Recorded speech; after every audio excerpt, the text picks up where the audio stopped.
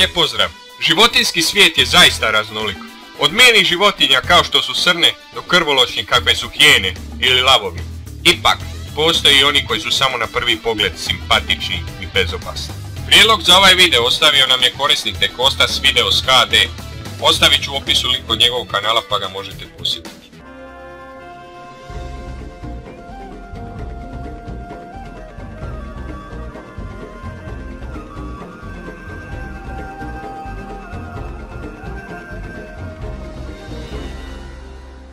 Labud. Labudovi su generalno divna i graciozna bića, ali mogu da budu itekako opasni, naročito ukoliko su isprovocirani.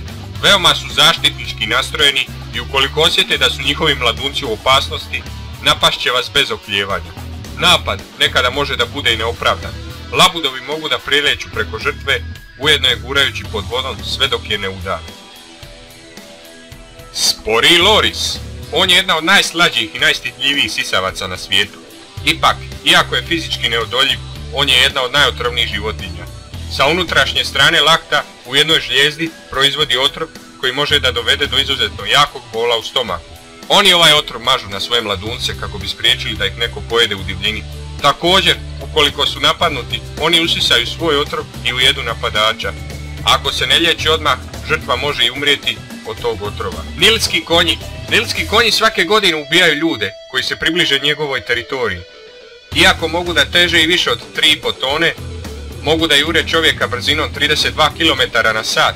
Oni zapravo ne jedu ljude i više vole biljke, ali se neće libiti da malo gricnu ukoliko se osjete isprovocirani. Čudnovati kljunaš.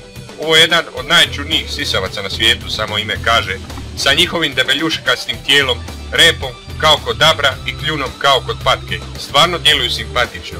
Ipak, kod nogu im se nalazi otrov koji mogu da ubace u neprijatelja samo jednim udarcem nogu. Otrov je smrtonosan za manje životinje, dok iako uglavnom nije smrtonosan za ljude.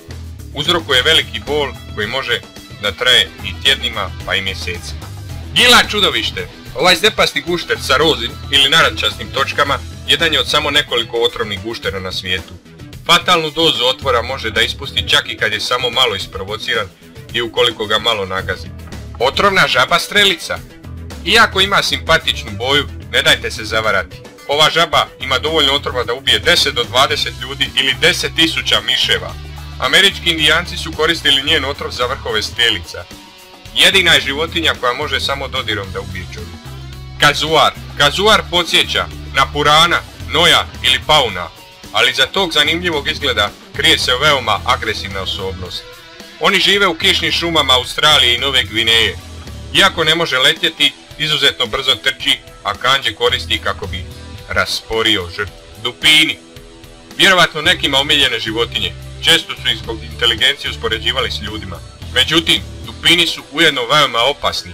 Čak i dresirani mogu da se otrgnu kontroli i postanu veoma agresivni.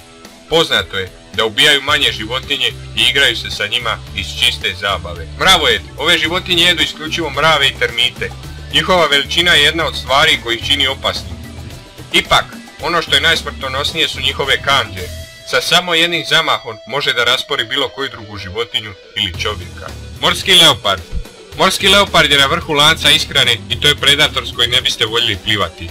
Radoznale su i snažne i neretko jure ljude. Mada su im uglavnom pingvini na meti.